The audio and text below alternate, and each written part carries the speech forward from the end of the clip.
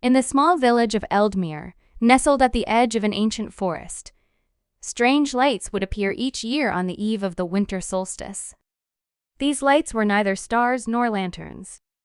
They danced above the treetops, flickering like fireflies, then vanished with the first light of dawn. The villagers called them the Wandering Lights. For centuries, the lights had been a source of both wonder and fear. Eldmere's elders warned against entering the forest on solstice night, telling tales of those who had been lured by the lights and never returned. Yet, no one knew for certain what the lights were, only that they were beautiful and strange.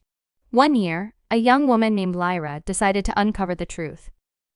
Lyra was an orphan, raised by her grandmother, who was now too frail to leave their cottage. Though she loved her home, she often felt a restless longing, as if the forest whispered her name. The stories of the Wandering Lights captivated her, and the thought of their mystery consumed her. As the solstice approached, Lyra prepared for her journey. She packed a small satchel with bread, dried meat, and a thick woolen cloak. She carried her grandmother's lantern, its glass etched with protective runes, and a knife for safety.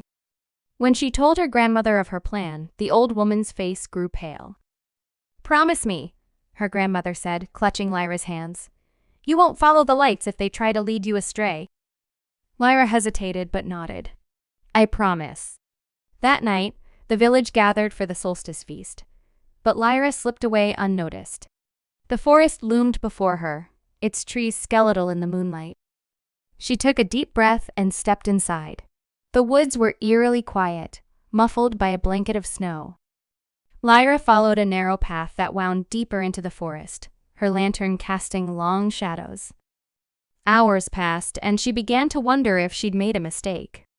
Then, just as doubt crept in, the lights appeared. They floated through the trees like glowing orbs, their colors shifting from blue to green to gold. Lyra's heart raced.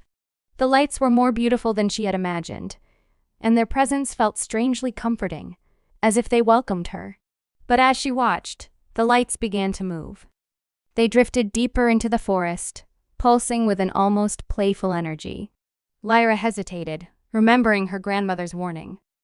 Yet curiosity tugged at her, stronger than fear. She followed. The lights led her to a clearing where an ancient oak stood.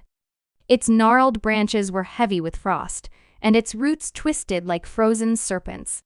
Beneath the oak, the snow was undisturbed, as if no creature dared approach.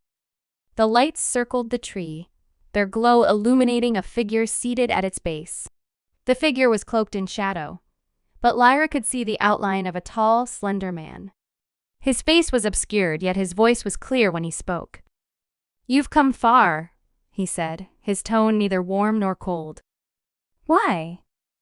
Lyra's voice trembled, but she forced herself to speak. "I want to know what the lights are.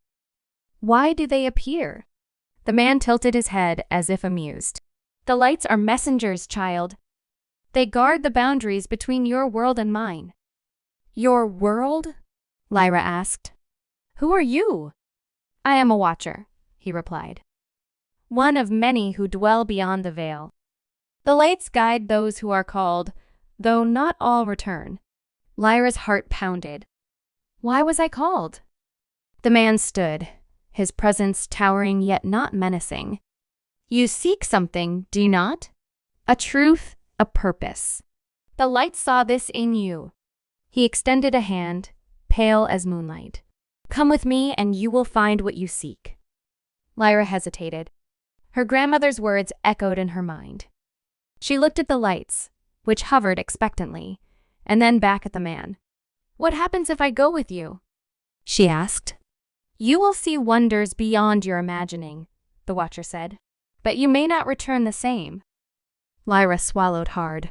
She thought of her grandmother waiting at home and the life she would leave behind. Yet the pull of the lights was undeniable. "I'll go," she said, her voice steady. The watcher nodded and took her hand. The lights swirled around them, their glow intensifying until it consumed everything. The forest, the snow, even the sky disappeared. When Lyra opened her eyes, she stood in a place unlike any she had known. The air shimmered with colors that had no name, and the ground sparkled like crystal. Towering spires of light rose in the distance, and strange creatures flitted through the air, leaving trails of stardust. The Watcher released her hand. "Welcome to the other realm," he said. "Your journey begins here."